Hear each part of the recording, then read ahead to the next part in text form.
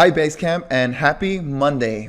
So, the single most important thing when it comes to taking action that has the biggest impact and how you follow through is managing your state. Now, luckily, you've already gone through an entire week of how to manage your state, which is another tool bag that you can have that you can pull out and use anytime that you need it. It's one of the most important things when it comes to following through. There's going to be many things that are going to happen in your day that are completely irrelevant to the goals or the projection that you have set for yourself, whether that day, that week, that month, that are going to get in the way. So no matter what happens, no matter if it rains at your parade, no matter, if someone else is having a fit, no matter what happens with the economy, you need to be able to stay centered and stay focused on your goals. So state management is super important, and we've already covered that on the first week here, so you are already experts when it comes to that. Secondly, the tool that I would like to share with you all is a series of certain questions. So the first thing that you have to do with following through on something you've already identified is getting leverage on yourself. If you don't follow through and finish this single task that you have at hand in front of you, what is that going to cost you? It's what is not achieving your goal going to cost you? What would it look like 5 years down the line with you not moving forward, not moving toward your goals? What would it look like 10 years from there? And start really pointing it out and writing them down and identifying what your life would look like if you didn't achieve all of the goals that you have yourself, that you kept your baseline, that you kept your life just the same because you didn't take action.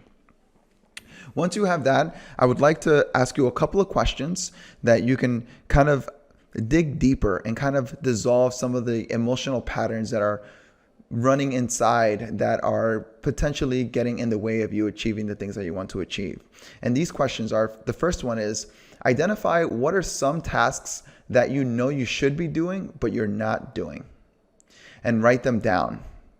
And then I want you to ask yourself, what are some associations of pain that I have to accomplishing this task? And so an example that I can give you is, let's say someone wants to be a public speaker.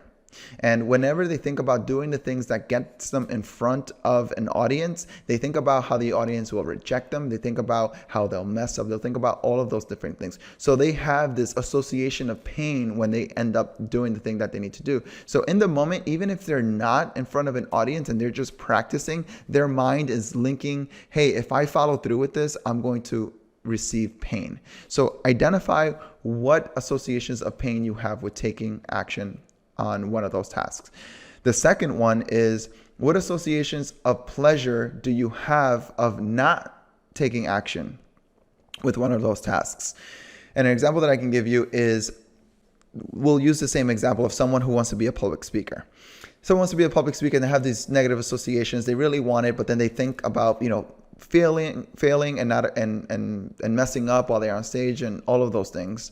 And so what they'll do is they'll kind of downplay the goals that they set for themselves, and they'll say, it's really not that necessary. Like, maybe I can just do an online course where, I can practice over and over and I can make sure that I get it right. And that diminishing of the tension, of the fear, of the association of pain that they had is pleasurable. It releases tension in the body. And so they had this goal that was way up here, and as they were trying to get themselves to push themselves up, they were experiencing pain. And so in order to release that pain, they just diminish it by restructuring and say, oh, that's really not that necessary. And in the release of that pain comes pleasure. It's calming, it's relaxing. It's almost like the weight is off of your shoulders. That's not what we want to do. So we want to identify, how is it that we're getting pleasure from not taking action on the things we know we should be taking?